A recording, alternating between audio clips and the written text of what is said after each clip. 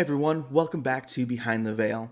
In today's video, we're going to be diving into Joseph Smith's treasure digging, and we'll dive into the world of animal sacrifices, including dog sacrifices, folk magic, occult symbols, talismans, magical canes, seer stones, astrology, enchantments, daggers, and ritual magic. Yes, there is so much to this.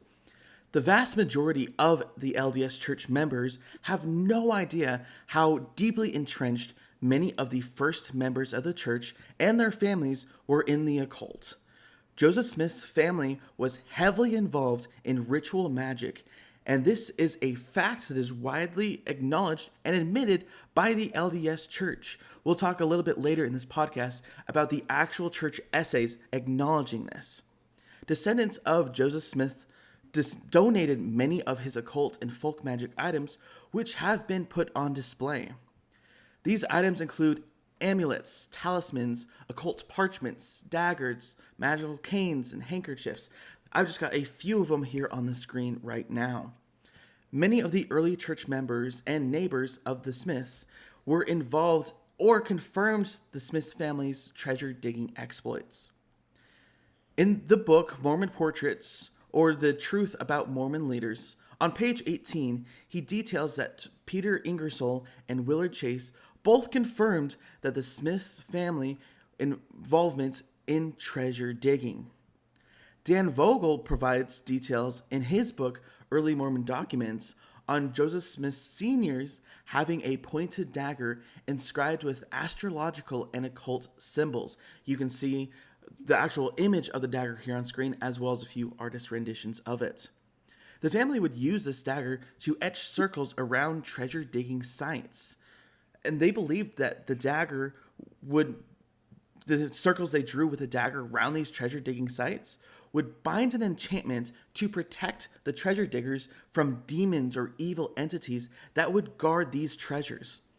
The belief about the involvement of demons in treasure digging becomes more important as we dive into animal sacrifices that were involved in these treasure digs, and we'll be talking about that a little bit later in this podcast.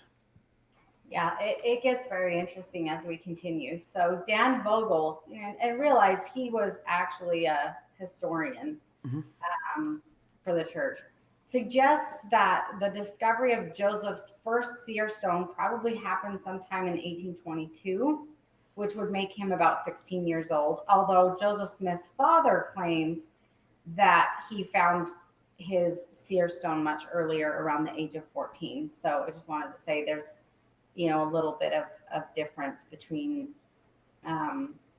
when he possibly found this seer stone.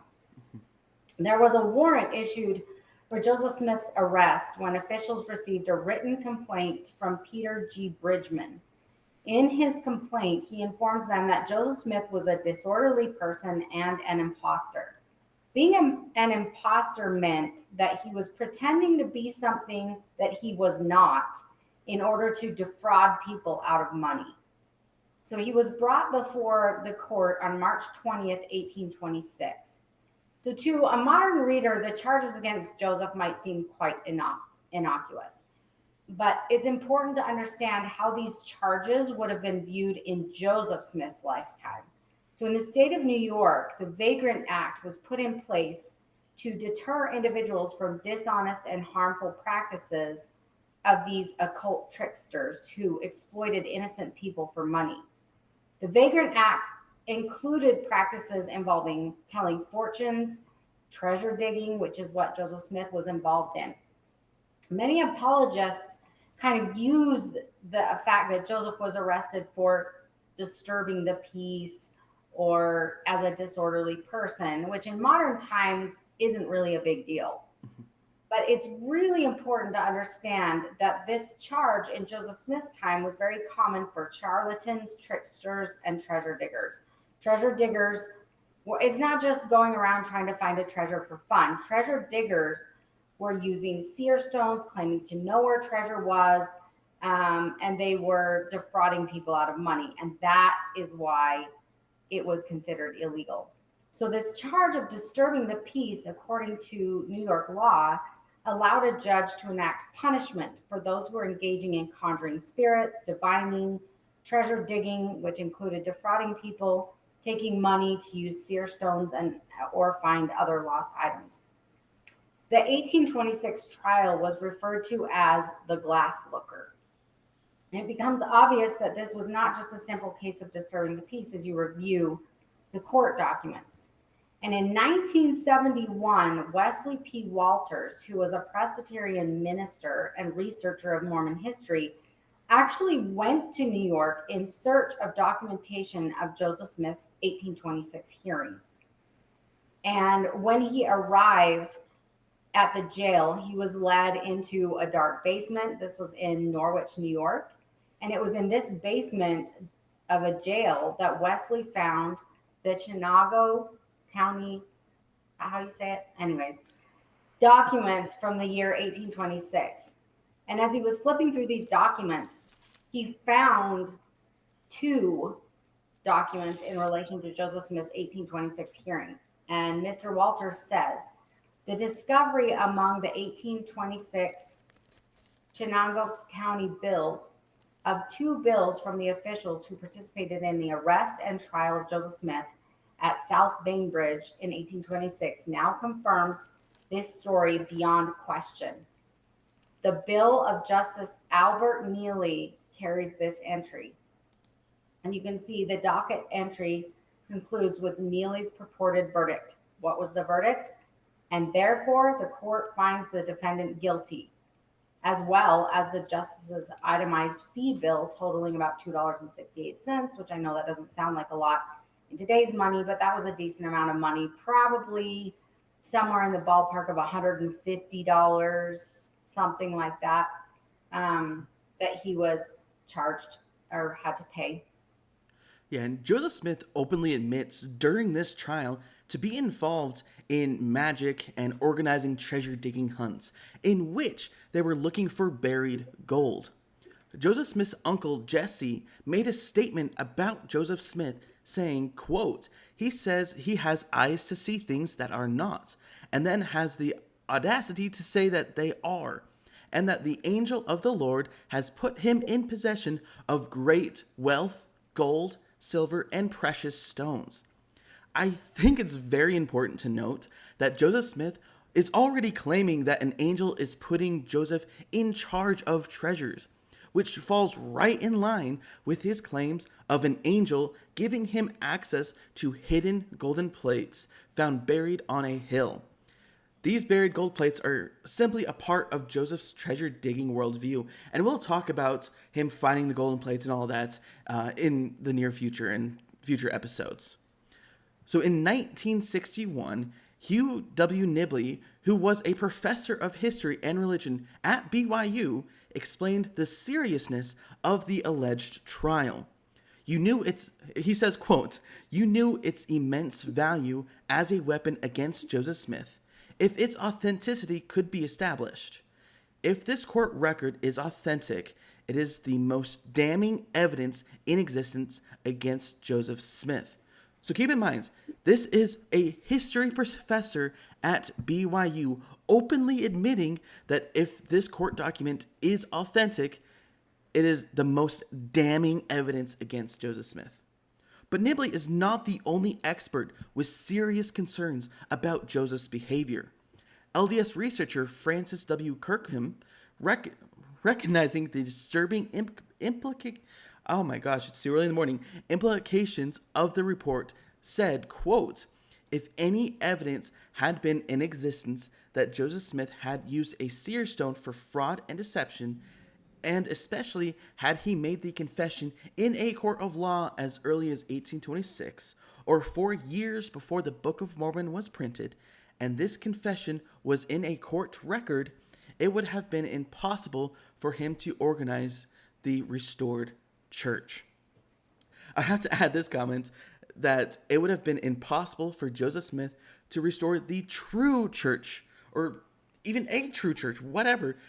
It would have been impossible to organize a church due to his or it would have been possible for him to create this church because of his extensive knowledge of the Bible, and with his charismatic personality, he was obviously capable of not only convincing people to join his fabricated religion, but he was able to convince them to engage in a very perverse behavior, as many parents allowed him to marry their underage girls amongst a whole host of indefensible behaviors. And I know a lot of church apologists or members are going to be like, why are you attacking Joseph Smith? Why are you doing this? I'm like, I'm just reviewing the history. If you don't believe what we are saying here, I 100% recommend you go do your own research. If you look at the sources at the bottom of these slides, and I'll see if I can remember to put them in the description, and there will be a website up very soon where I'll have an article written about this. I'll list all the sources. It's still a work in progress. It'll be up very soon. But these are actual sources of the church history. We are not attacking, we are just revealing the facts. And you'll see a lot of these sources are either from the official Joseph Smith's Papers website, from the actual church's website, or other very openly apologetic websites where they're flat out admitting that Joseph Smith had these treasure digging practices, animal sacrifices, which we'll talk about in just a moment, all these other occult practices. It is openly admitted by the LDS Church, but they're also kind of burying it as well. So we just want to bring the truth out to the front. So with that known, all of this evidence gathered by Wesley Walters and others made Joseph Smith's deceptive money-digging exploits open to a point where it can no longer be argued as false or anti-Mormon rhetoric.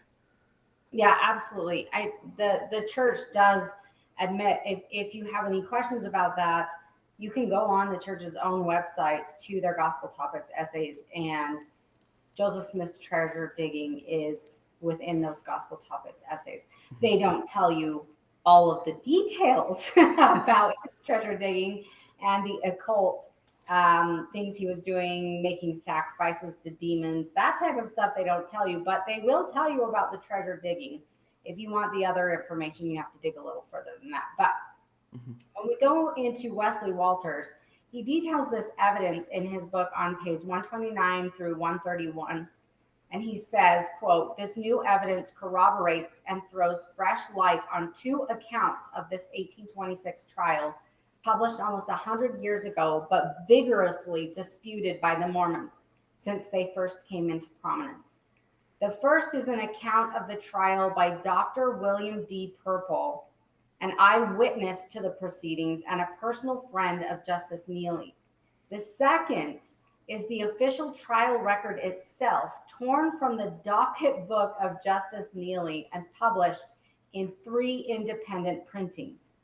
Not only do the newly discovered bills substantiate these 2 accounts as authentic, they now make it impossible for Mormon scholars to dismiss the numerous affidavits testifying that young Joseph Smith, prior to founding the Mormon faith, had earned part of his livelihood using a peepstone or seer stone to hunt for buried treasures.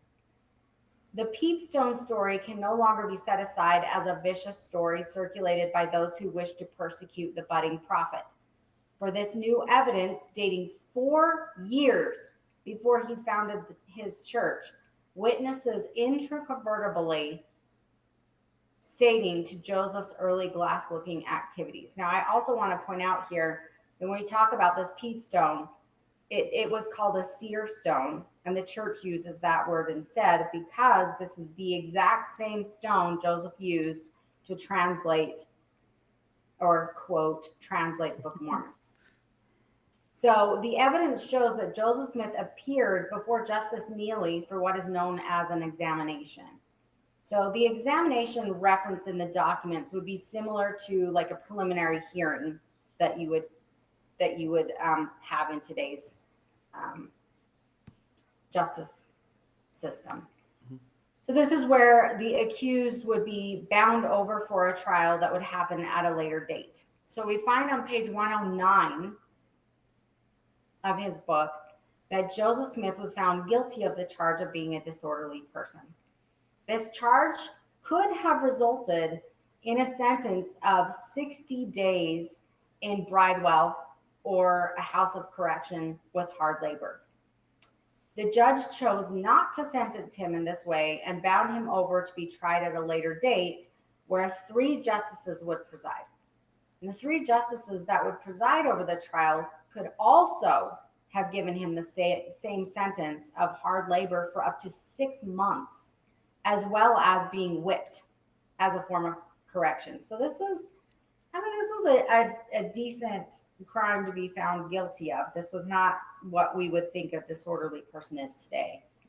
But unfortunately, we don't have the rest of the docket book of Justice Neely. And so there are no other records to be found on this case. We do not know what ultimately happened.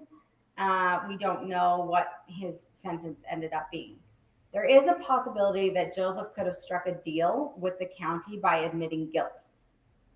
And this was not an uncommon occurrence for court officials who tried to conserve county resources, that they would allow a prisoner to go free if the individual would agree to leave the county and not come back.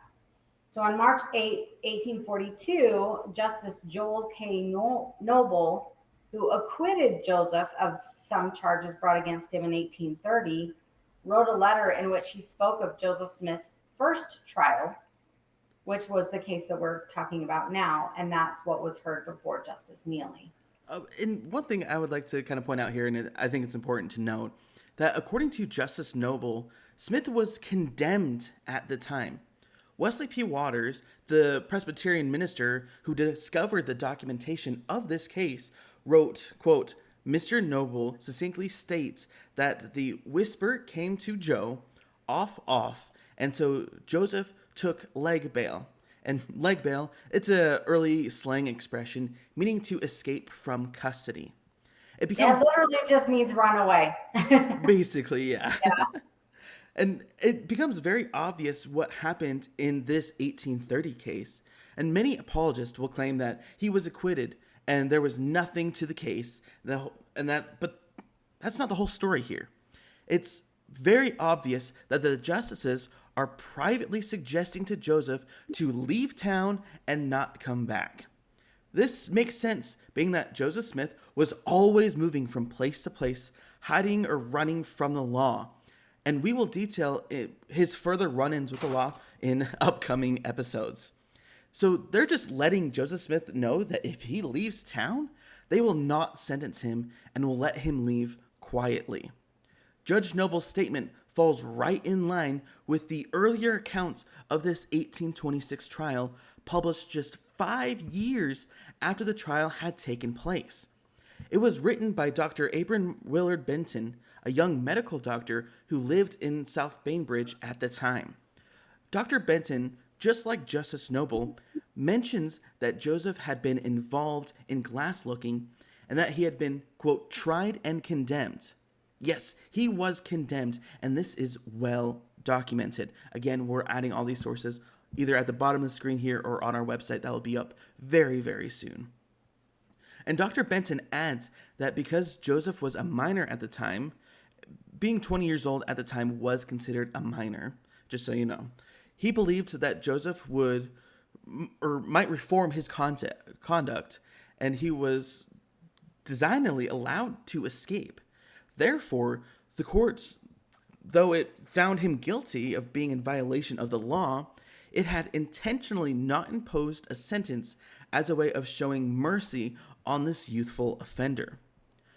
Joseph Smith's occult worldview amplifies further as we examine his claims that these treasures are slippery and that evil spirits are guarding these treasures and would cause them to slip further into the earth or even disappear into the spirit world.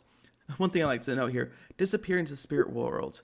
Isn't that what happened to some, like Joseph Smith claimed that's what happened to some of the early church documents and things like that, where the angel took it back to the spirit world. Anyway, we'll talk more about that in a future episode. Anyway, actually, no, that's, I'm looking at my script here. This also falls in line with the church's story that the golden plates were taken up into heaven by Angel Moroni after Joseph Smith translated them. Exactly what I was just saying. I probably should read my script. Yeah. That's what he said, and that's why the church says they don't have them. Exactly. And Joseph Smith again, commonly made similar claims when his treasure digging did not turn up desired treasure. He claims that it was slipped further into the earth or was taken into the spirit world. And it completely bizarre. And taken in the spirit world or slipped further in earth, it kind of seems like he's defrauding people. Oh, I'll go find your treasure. You know what? It slipped further in the earth. Sorry. Yeah, that was very common with these, and this is why we're saying he's defrauding people, because he's saying, "Oh, my seer stone is showing me that treasure is here," and they would dig and not find anything. Oh, and then he would even say, you must have done something to anger the spirits that were guarding it," and he would blame the people of something they had done wrong. And so the treasure was taken away, and he did that commonly with members of the church as well at that time, where I don't know if you saw, there was a recent reel done on Joseph Smith, who he was going to raise a child from the dead, and when it didn't actually happen, he blamed the people, saying that they weren't righteous enough, and so no miracle was going to happen that day. Like, he did that all the time, where it was like, "You guys are evil, and that's why it's not working." And which we will have to detail that story later, because it's documented in obviously in a lot of newspapers and stuff at the time, and it was actually quite a tragic story. But yeah, that was very common of him to blame. Oh, you did something wrong. So anyway, Joseph Smith claimed to have supernatural powers to be able to use seer stones to see buried treasure that was deep under the ground. And he used various forms of witchcraft and rituals to appease demons or evil spirits that were said to guard these treasures. The most concerning aspect about these claims for believing LDS members is that Joseph Smith used the same method to translate the Book of Mormon. And what he would do is he would put that seer stone in a hat. And we have many reports of this. And then he would put his face in the hat and say he could see treasure. That's exactly how he translated the Book of Mormon. And if you think that Joseph Smith used golden plates to translate the Book of Mormon, and you think we're crazy for saying it was a rock and a hat, please go to the Gospel Topics essays on the LDS Church's website, and you will see that Joseph Smith used this exact same seer stone placed in a hat to translate the Book of Mormon, which is the same thing that he did for his treasure digging. Church historian Stephen E. Snow states, quote, "By 1825, young Joseph had a reputation in Manchester and Palmyra for his activities as a treasure seer, or someone who used a seer stone to locate gold or other valuable objects buried in the earth." So we're talking about church historians are admitting this. And of course, like I said, they always use the seer stone because the church uses prophets, seers, and revelators is what they call their prophets and apostles, based on this seer stone idea. Yeah, so they're not going to say peep stone. One thing that's interesting about this is the quote you just read was actually published in the Ensign magazine in September 2015. So the church is actually publishing these. This is on the church website. Like, this has been published in the Ensign magazine for the members of the church. Yeah, and you could get this in your Gospel Library app. You can go to September 2015 Ensign, and you can find this article where he said that Joseph was doing this. So here are a few examples of the many sources that clearly depict Joseph Smith using these peep stones or seer stones in the exact same method to locate and translate the Book of Mormon. So Martin Harris, in an interview for Tiffany's Monthly in August 1859, stated, quote, "There was a company there in that neighborhood who were digging for money supposed to have been hidden by the ancients. They dug for money in Palmyra, Manchester, and also in Pennsylvania and other places. When Joseph found this stone, there was a company digging in Harmony, Pennsylvania, and they took Joseph to look in the stone for them, and he did so for a while. And then he told them the enchantment was so strong that he could not see, and they gave it up." So again, this was published in, Tiffany's Monthly, which was a common publication at that time, stated by Martin Harris. But again, oh, the enchantment's too strong, I can't see, and so they give it up. Again, we see this all the time. Then in the next one, we have Joseph Capron in 1833.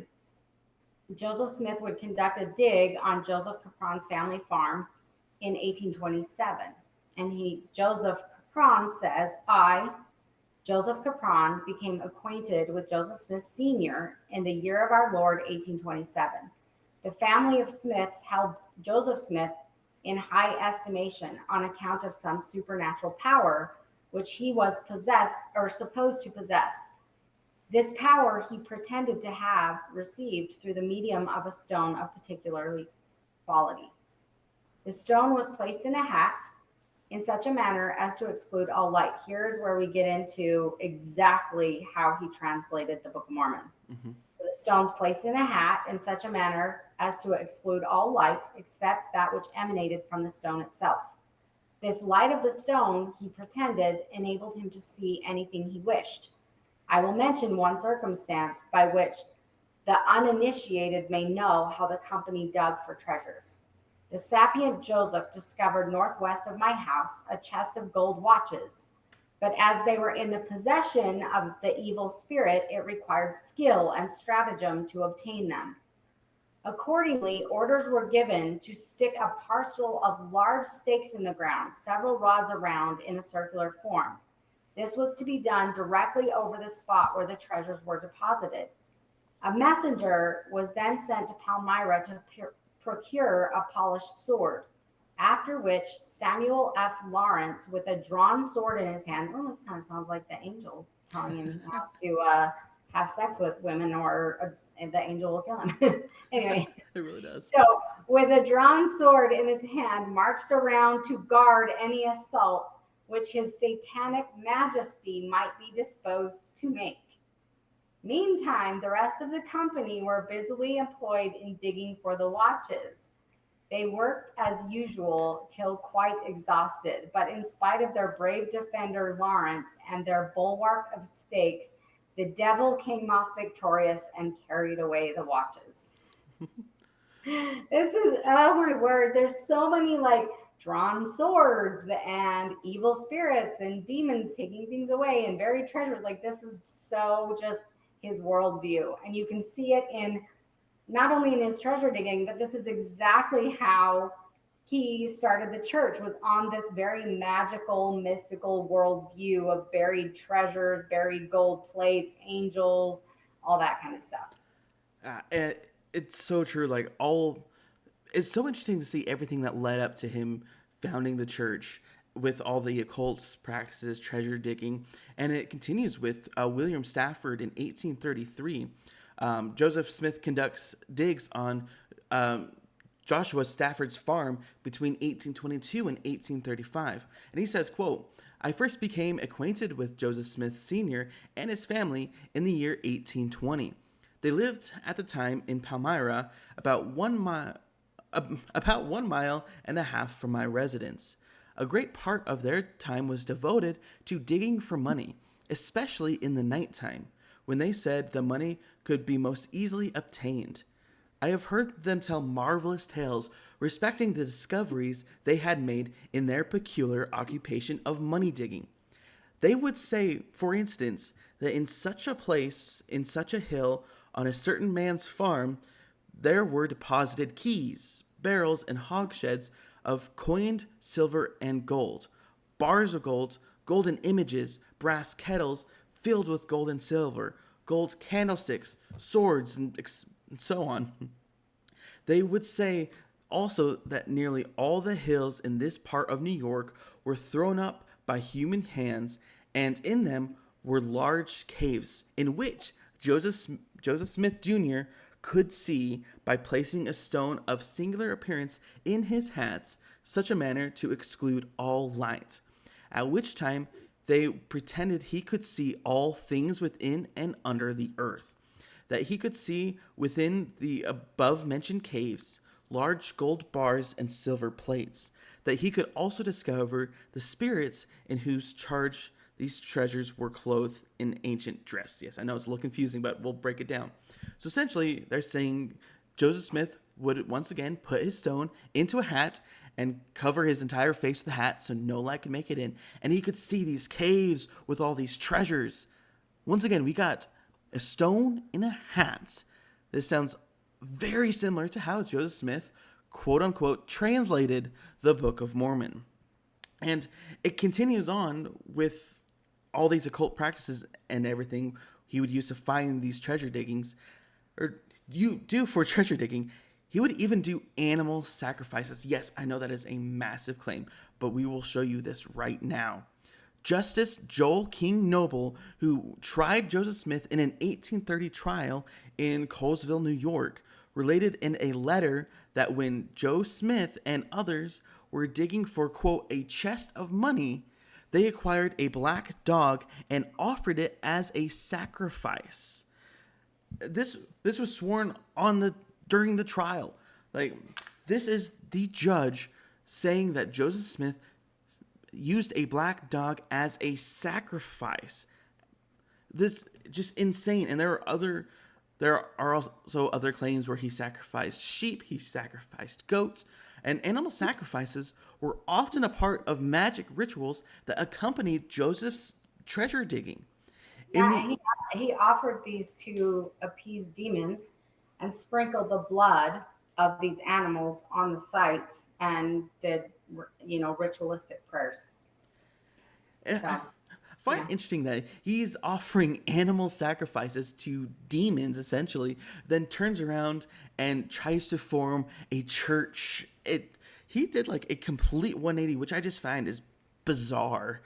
Which also the church contains a lot of ritualistic magic type stuff in it. You have the temple ceremony, for example, is very steeped in Masonic rituals. So yeah, they still have a lot of that ritualistic kind of attitude. Yeah, and I can't wait to dive into that because I've done a little bit of my own research around all the Masonic things, and we'll have to talk about this in a later episode. But if you go to Temple Square, there's actually Masonic and occult symbols on the temple, in the visitor center. It's everywhere, and would love to do a video on that. Yeah, definitely. So in the first edition of one of Dan Vogel's books, Early Mormonism and the Magic View. Sorry, not Dan Vogel. But Dr. Michael Quinn. Dr. Michael Quinn, there we go. Sorry, Early Mormonism. I'm getting all of my books mixed up here. But he says that a cousin of Smith's wife, Emma, reported that Smith translated the Book of Mormon by the means of the same peepstone, or as the church likes to call it, seer stone, and under the same inspiration that directed his enchantments and dog sacrifices. It was all by the same spirit. So the same stone he used to translate the Book of, translate the Book of Mormon was the same stone guiding him on these treasure digging expeditions, directing him with these enchantments and to do dog sacrifices, directly saying it was all by the same spirit. Do you really think that an angel would use, or that the founder of the one true church would use the same stone as animal sacrifices as to translate the most correct book? That doesn't work. That doesn't make any sense. Right. In a magic book known as the Greater Key of Solomon, you can find on page 122 that we read, in many operations it was necessary to make some sort of sacrifice unto the demons. Oh, that's the wrong slide. And in various ways. Such sacrifices consist of the blood and sometimes of the flesh. Flat out saying that, so yes, this is not maybe directly related, but saying that in these operations, you would need to do sacrifices unto the demons. And in an affidavit published in 1834, William Stafford, one of the neighbors of Joseph Smith's family, reported that Joseph Smith Sr. came to him one night and said that Joseph Smith Jr. had been looking in his glass and had seen not many rods from his house, 2 or 3 kegs of gold and silver. Joseph Sr. first made a circle 12 or 14 feet in diameter. This circle, he said, contains treasure. Then he stuck the ground a row hazel sticks around said circle for the purpose of keeping off the evil spirits. Within this circle, he made another of about 8 or 10 feet diameter, and then he walked around 3 times on the perimeter of the last circle, muttering to himself something which he couldn't make out. And then next he stuck a steel rod in the center of the circles, and then enjoined profound silence upon us, lest we should arouse the evil spirit who had the charge of these treasures. Essentially, the evil spirit who was guarding these treasures, they didn't want to disturb this spirit or demon, whatever. So after he had dug a trench about 5 feet in depth around the rod, the old man went to the house to inquire of young Joseph the cause of our disappointments.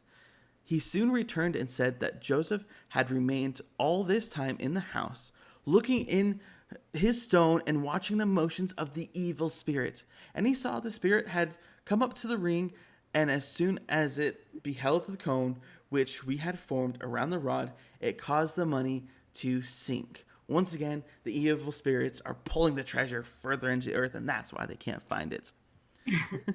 Another time, they devised a scheme by which they might satiate their hunger with the mutton of one of his sheep. They had seen in his flock of sheep a large, fat, black wether, or basically a large black sheep. Black wether is a male sheep. Male sheep. Awesome, thank you. Old Joseph and one of the boys came to him one day, saying that Joseph Jr. had discovered some remarkable and valuable treasures in which could be procured only in one way. That way was as follows: that a black sheep should be taken to the ground where the treasures were concealed. After cutting its throat, it should be led around in a circle while bleeding. This was done, the wrath of the evil spirit was appeased. The treasures could then be obtained, and my share of them was to be fourfold. To gratify my curiosity, I let them have a large fat sheep. They afterwards informed me that the sheep was killed pursuant to the commandment, but as there was some mistake in the process, it did not have the desired effects. This, I believe, was the only time ever made money digging as a profitable business. So that was a lot we just went through, but that is horrible. Yeah. Like what they did to that sheep and what Joseph Smith is telling them to do to appease evil spirits is absolutely disgusting. Seriously, to slit a sheep's throat, drag it around in a circle to appease an evil spirit so they could find treasure. Yeah. That's insane. It is insane. It is absolutely insane. But he's not the only one. C.R. Stafford testified concerning this same incident, and he says, quote, Joe Smith, the prophet, told my uncle William Stafford, and again, he calls Joe Smith the prophet at this point, told my uncle William Stafford he wanted a fat black sheep. He said he wanted to cut its throat and make it walk in a circle 3 times around, and it would prevent a pot of money from leaving. So here we have him doing this again. And we also have this, there's a lot of numerical symbolism here where we're doing 3 times, walking around the circle 3 times. You know, there's a lot of there's a lot of symbolism in the numbers that they're using as well. But Joseph Smith's treasure digging and legal trouble in 1826 and 1830 is just the beginning of this sordid tale. But what it does is it gives you a foundation of kind of who he was as a person, where he is defrauding people out of money, telling them that he has these special powers to be able to see these treasures, and that he is using occult parchments and daggers and sacrificing animals to appease demons. All of this is extremely important as the foundation. These are some of the earlier things that he was doing. As we stated, by the time he's 14, 15, 16 years old, he's starting to use these seer stones. He's starting to be involved in the treasure digging and involved in these things. This is the earliest accounts. The other interesting thing about this is that the church claims that Joseph Smith had this first vision at 14 years old, where God the Father and Jesus Christ personally come down to him and speak to him. And what I want to say to that is this. If Joseph Smith is sacrificing dogs to appease demons, defrauding people out of money, and using occult practices with walking around 3 times and all of these occult things, at this time, do you really think that God is going to come down to this person? And I'm going to tell you, there's absolutely no way. There's absolutely no way that a man who is this steeped in evil, demonic practices and defrauding people is going to be the one chosen to restore God's only true church on the earth. It cannot be. It just cannot be. His early life was filled with swindling people out of money by claiming he had this ability to look in a stone in a hat. But if it wasn't bad enough that he was defrauding people out of money with this stone in a hat trick, he takes it even further by offering animal sacrifices to appease demons. And as we continue detailing Joseph Smith's behavior prior to organizing his polygamous church, you will see how it all fits into his schemes. Because throughout the church, he tries to start a bank. He purchases property for $2 an acre, and then he turns around and makes all of his church members purchase it from him for $500 an acre. There was a constant scheming going on. Mm-hmm. Despite what the LDS Church and apologists try to claim, Joseph Smith was quite rich when he died. We won't jump ahead of ourselves. We will definitely detail that in a future podcast. He was not this poor, sweet, humble human being, that is for sure. But his treasure digging days are what help you understand how this worldview falls in line with his claims about an angel helping him find gold plates that are buried in the earth. This is total treasure digging for gold. And then how he translates these ancient documents with this same rock and a hat scheme that he was doing to defraud people. And also the fact that he tried to sell the Book of Mormon in Canada. He tried to sell the copyright because it was more about the money than it was about, I'm going to start a church.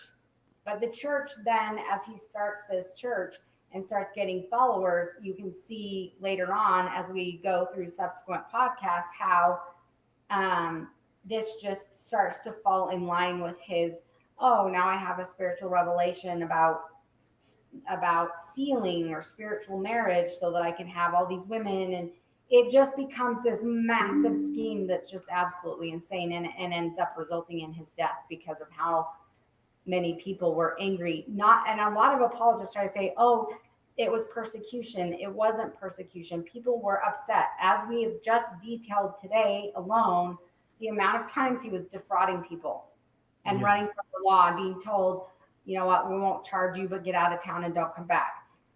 They were constantly moving from place to place because they were making enemies everywhere, and eventually it caught up with them. So. Everything I find is insane, and I encourage everyone to continue watching our videos because everything in the history of the church, even before the church, everything leads up, and it's just mind-boggling, and it's so sad to see how much the church tries to cover everything up and basically lie to all the members, and all we're doing is just trying to expose the truth. And the leader of this church was a bad guy, and we just want to give you guys the truth. And if you have any questions about the Book of Mormon translation, any treasure digging, any of that, these are all on the Gospel Topics essays on the website, on the Church of Jesus Christ website. Or if you have the Gospel Library app, use that. It's all there. You just have to read it. Yeah. And that's the thing. I've heard several people that have found this out and subsequently left the church. And one of the things that's used against them is that information was always there. And, you should have known. And the reality is that's not true, because people that are going to church, going to seminary, going to Sunday school, all this is never spoken of. If you walk through a church building, you're going to see Joseph Smith with gold plates in a painting. Yeah. They don't have paintings of Joseph Smith with his face in a hat. They don't teach that. They are starting to now in seminary and institute. They're starting to kind of slowly bring that in, because the internet is making it really hard for them to hide this stuff. Yeah.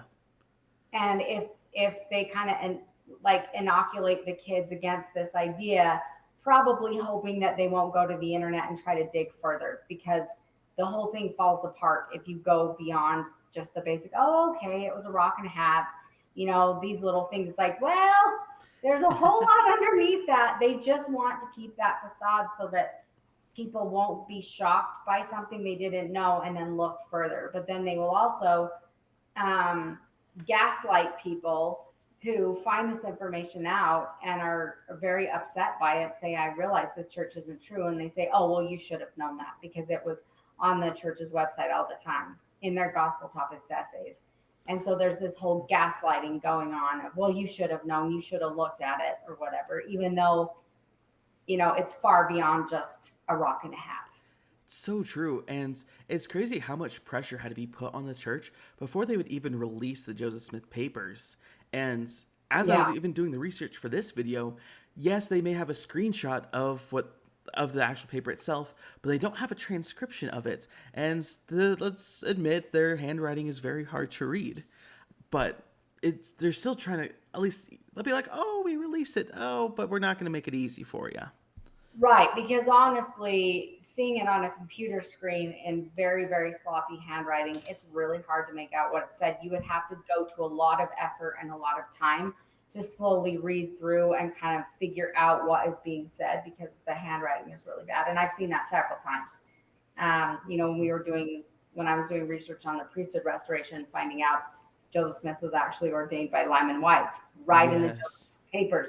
You're seeing this handwriting and it's like, okay, what is going on? And it really is those people that are seeking the truth that are taking the time to do this. But most members, they're like, oh, Joseph Smith papers, that's cute, but they don't care because they're just put your head down, fully believing member. They're not really worried about the details of what are in those papers. Yeah, and it's true. I can't wait to dive more into these in future episodes, but sadly we are out of time for this week. Stay tuned for in 2 weeks, we'll have our next episode regarding the founding of the Mormon Church. So make sure you stay tuned for that. But thank you guys so much for watching. If you have any questions or comments, please leave them down below. I'll make sure to read and reply to as many as I can. So again, thank you so much for watching and have a wonderful Sunday.